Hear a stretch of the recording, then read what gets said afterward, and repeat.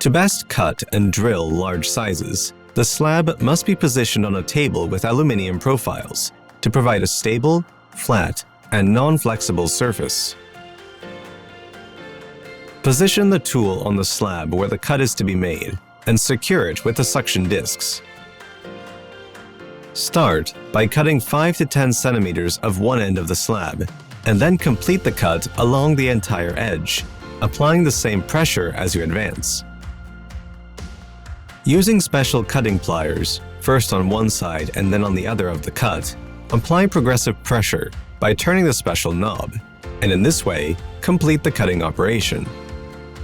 For cuts inside the slab, proceed by first tracing the cut perimeter. To continue, we recommend drilling 5 to 7 mm diameter holes at the tops of the perimeter using a non-percussion drill. Before drilling the holes, both the slab and the drill bit will have to be dampened. Using an angle grinder equipped with a diamond disc, follow the traced lines and then finish off the edges with a pad.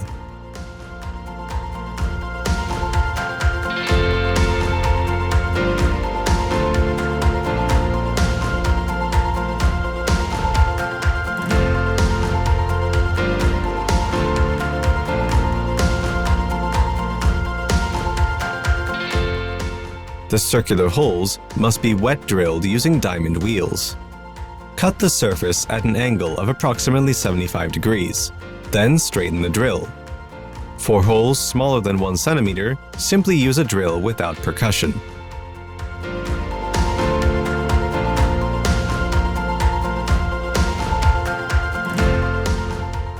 Once the slab has been unpacked and positioned at the tool, proceed to make the desired cut.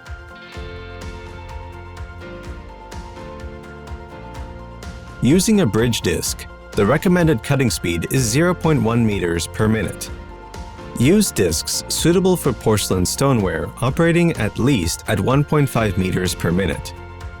We suggest making sure that the back of the slab is clean after these operations to avoid poor support. To avoid chipping due to slab tensions, the first operation to be performed is pre-cutting. Proceed by cutting at least 2 centimeters around the whole perimeter of the ceramic material to release the internal tensions in the slab itself. It is essential to use a 35 mm diameter diamond crown for 12 mm thicknesses and a 30 mm diameter one for 6 mm thicknesses.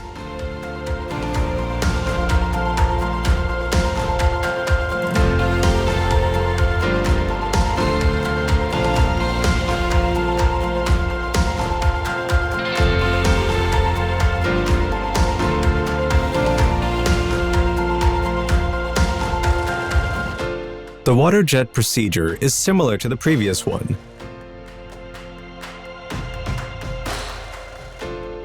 The slab is cut by at least 2 centimeters to remove tension. Initial drilling must last 10 seconds, taking precise parameters into account. Abrasive 500 grams per minute for 12 millimeters. Speed between 550 and 650 millimeters per minute.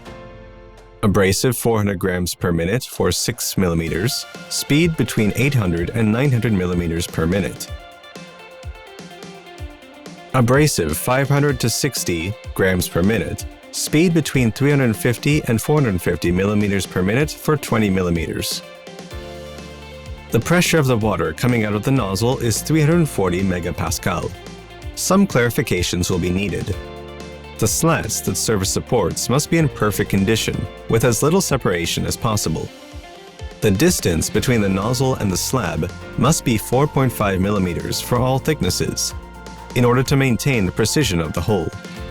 The beginning of the cut should be made in the area furthest from the edge of the slab. During this operation, the machine operates according to the previously provided instructions. Same indications for countersinking.